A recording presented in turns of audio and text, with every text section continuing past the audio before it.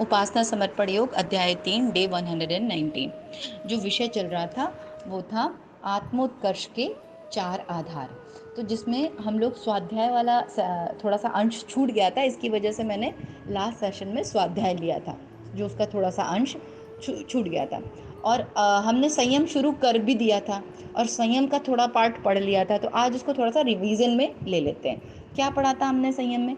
कि गुरुदेव कह रहे थे कि जो परमात्मा ने हमें अनुदान वरदान दिए हैं, जैसे श्रम दिया, समय दिया, चिंतन करने की शक्ति दी, प्रभाव दिया, कौशल दिया, धन दिया, पद दिया, उसको अपव्यय से बचाओ। ये सब क्या है? प्रकृति के द्वारा मिले हुए अनुदान वरदान है।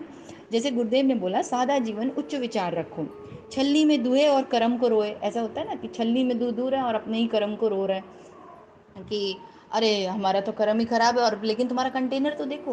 तो ये जो हम लोग संयम करते हैं, ये क्या है? ये पात्रता का विकास कर रहे हैं। संयम करने से वो कंटेनर में जो छिद्र हैं वो बंद हो जाएंगे, और तब जब जो अनुदान वरदान परमात्मा द्वारा ऑलरेडी जो बरस रहे हैं वो आपके ऊपर आने लगेंगे, अपने आप ही मिलने लगे। वो 24 घंटे बरस रहे हैं, पर अपने को क्या लगता है कि नहीं, हमारे पास तो है नहीं, हमें नहीं मिल रहा है, हमें नहीं दे रहे भगवान जी, सबको दे रहे हैं, हमें ही नहीं दे रहे हैं। आप भी अपना बर्तन ठीक कर लो, वो तो सबको दे रहे हैं। उनका किसी के साथ ना कोई द्वेष है ना राग है। तो ये गुरुदेव बता रहे थे। आगे कहते हैं, हम में से हर एक को संयमी बनने के लिए अपनी वर्तमान प्रगति से आगे के चरण बढ़ाने के लिए योजना बनानी चाहिए, और उस मार्ग में आने वाले अवरोधों के हल भी खोजने चाहिए। स्मरण रखने योग्य बात एक ही है कि उसमें से सभी के बीच इस बात की स्वस्थ प्रतिस्पर्धा बनी रहे कि तप, संयम, श्रम निष्ठा एवं कर्तव्य निष्ठा की दौड़ में कौन किससे आगे निकलता है और कौन किसको इस दिशा में कितना सहयोग तथा प्रोत्साहन प्रदान करता है। कितना सुंदर गुरुदेव ने लिखा कि आप जहाँ खड़े हो ना, हमेशा उससे एक लेवल ऊपर उठने की सोचो। भौतिक में नहीं। हम लोग भौतिक में कितना सोचते हैं, साइकिल है तो स्कूटर हो जाए, स्कूटर है तो बाइक हो जाए, बाइक है तो कार हो जाए, उसमें अपन ऊंचा उड़ने की बात करते हैं। पर आत्मिक प्रकृति में ऐसा क्यों नहीं सोचते कि जहां हम वर्तमान में खड़े हैं, हमको उसमें से एक कदम ऊंचा उठना है, ऊपर उठना है। और उसके लिए क्या करें? क्या याद रखें कि ये जो प्रतिस्पर्धा की भावना, स्वस्थ प्रतिस्पर्धा करें ना। ये देखो, हेल्दी कंपटीशन जिसको कहते हैं। एक होता है कंपटीशन जिसमें हम जल रहे हैं, चिढ़ रहे हैं, हमें क्रोध आ रहा है। और अच्छा, जो नॉन हेल्दी कंपटीशन होता है, उसमें क्या होता है? आपकी क्रिएटिविटी समाप्त हो जाती है, आपकी कार्य करने की क्षमता समाप्त हो जाती है, क्योंकि हम इस कदर कॉम्पिटिटिव हो रहे होते हैं, जलन चिड़न मंद अंतःकरण में मची होती है कि हमारे हाथ पैर ही काम करना बंद कर देते हैं। लेकिन जो हेल्दी कंपटीशन होता है वो प्रेरणादायक होता है। प्रेरणादायक कैसे होता है? अरे वाह, देखो उसने इतना अच्छा वो कर लिया, ध्यान साधना कर लिया, अरे उसने भी ये वाला अनुष्ठान किया, मैं भी अनुष्ठान करूं, मेरी भी आत्मा की प्रकृति हो। इसमें कोई जलन नहीं है। ये एक हेल्दी कंपटीशन है कि मैं भी तप से रहूं, संयम से रहूं, कर्तव्य निष्ठता के साथ रहूं। तो इसमें हमें प्रोत्साहन मिले, हमें सहयोग मिले, ऐसी भावना अपने को रखनी चाहिए। सेवा धर्म को अपनाते हुए मनुष्य को परमार्थ परोपकार की दिशा में कुछ न कुछ करते रहने की बात हर किसी को सोचनी चाहिए। मनुष्य समाज का ऋणी है।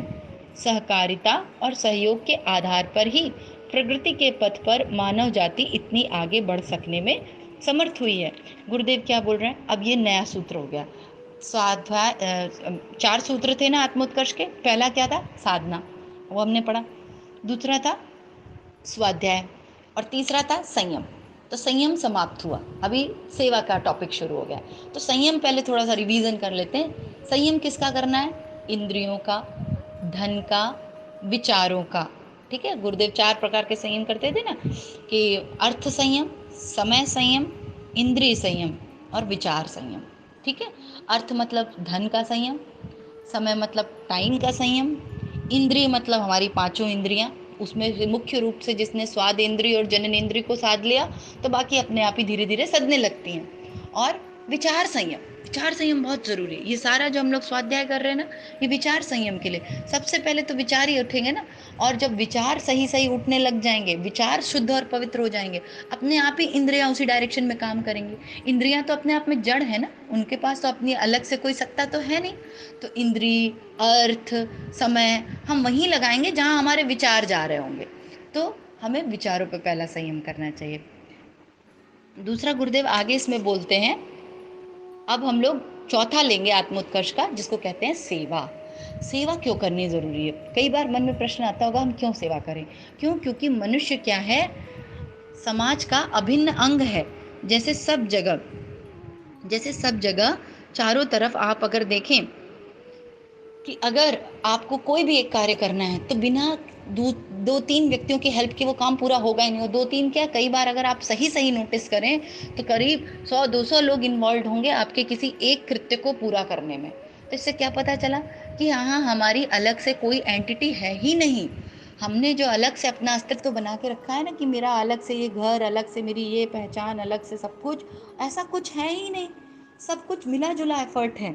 और गुरुदेव एक बहुत सुंदर बात कहते थे कि एक बूंद रक्त की तो कोई कीमत नहीं होती ना। अगर आपको किसी को रक्त देना है तो 5-6 बॉटल, 1 बॉटल, 2 बॉटल तो कम से कम होनी चाहिए। तो हम लोग सब एक बूंद रक्त हैं, कैसे अकेले?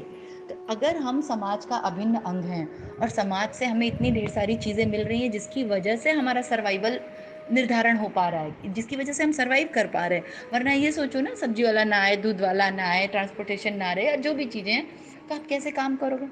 इसलिए उन सब को एक तो हृदय से ग्रेटिट्यूड देना और उसके बाद उनकी सेवा भी करना, ये बहुत इम्पॉर्टेंट है। सेवा कैसे करेंगे? सेवा करेंगे कि किसी भी फॉर्म में आपको परमात्मा ने जो अनुदान वरदान दे रखे हैं उसको समाज के कार्य में थोड़ा ही लगा पा रहे हो पर जरूर लगाओ। ये प्रैक्टिस अंदर में रखो कि नहीं, मेरा गिविंग एटीट्यूड होना चाहिए। मेरे पास इतना है ना, तो मैं उसमें से आधा तो दूं, कुछ तो दूं। ऐसा देने की भावना होनी चाहिए मन में। गुरुदेव हमेशा बोलते थे, दोनों हाथ से बेटा खुल के दो। यहाँ पे प्रकृति में हम हर चीज के ऋणी हैं, प्रकृति के ऋणी हैं। और प्रकृति से जल मिल रहा है, सूर्य की ऊर्जा मिल रही है, भोजन मिल रहा है, न जाने क्या प्राण मिल रहे हैं, सांसें मिल रही हैं। हमारा कर्तव्य होता है यहाँ पे देना। आगे गुरुदेव इसमें कहते हैं, सहकारिता और सहयोग के आधार पर ही प्रकृति के पथ पर मानव जाति इतनी आगे बढ़ सकने में समर्थ हुई है। अस्तु उस परंपरा को निभाते हुए असंख्यों के सहयोग का ऋण भार चुकाने के लिए हमें विश्व को सुखी समुन्नत बनाने के लिए कुछ न कुछ प्रयत्न निरंतर करना चाहिए। देखो गुरुदेव भी यही बोल रहे हैं कि हमें पूरे विश्व को सुखी और सहयोगी बनाने के लिए कोई ना कोई छोटा मोटा एफर्ट ही करो, पर कुछ तो करो। पेड़ लगा दो, प्रकृति की सेवा कर दो। किसी पब्लिक, जैसे रेलवे लोग रेलवेज के पास जाके सफाई का काम भी करते हैं, किसी को ज्ञान यज्ञ कर दो, किसी को पूजा पाठ सिखा दो, कर्मकांड वगैरह सिखा दो। बहुत सी चीज़ें करने के लिए। गुरुदेव का हम लोग एक वीडियो सुन रहे थे। गुरुदेव बोले, कहाँ हैं ईंटें, कहाँ हैं अच्छे लोग? इतने काम पड़े हैं, 1,000 काम है, 1,000 तो नहीं, पता नहीं कितने कितने लाख काम है परमात्मा के करने के लिए। हम लोग बोलते हैं ना, क्या करें क्या करें। अरे बहुत काम है। आप अच्छे अंतःकरण, अच्छे मन के साथ उतरो तो फील्ड में, मैदान में आओ तो आगे। हम बता रहे ना क्या क्या काम है। और जो और सबके स्तर के काम है। कोई अपने आप को ये ना सोचा, अरे नहीं नहीं मैं तो कुछ नहीं कर सकते, मैं कैसे कर सकते हो भगवान के काम, वो तो महाकाल है, हम तो ऐसे छोटे से। नहीं, सबके स्तर। गिलहरी ने भी काम किया। जब रामचंद्र जी की सेना थी तो गिलहरी भी अपने ऊपर बालू लेके गई और उसने उसमें डाला उसके पीठ पे। तो सब अपने, अच्छा, और देखा जाए तो गिलहरी के एफर्ट का तो एकदम नगण्यता में ही उसको गिना जाएगा, लेकिन उसके भाव कि नहीं, परमात्मा का काम हो रहा है, मेरा भी अंश होना चाहिए, तो उसका भी अंश था। आगे गुरुदेव उसमें कहते हैं, ईश्वर ने जीव को यह सुर दुर्लभ धरोहर दी ही इसलिए है कि वह विश्वोद्यान को अधिक सुरम्य सुसंस्कृत बनाने के लिए बढ़ चढ़कर योगदान प्रस्तुत करे। सेवा के बिना किसी को शांति और संतोष का आनंद नहीं मिल सकता और न आत्मिक प्रगति ही संभव हो सकती है। गुण, कर्म और स्वभाव में उत्कृष्टता के समावेश का अभ्यास परमार्थ परायण के सहारे ही बन पड़ता है।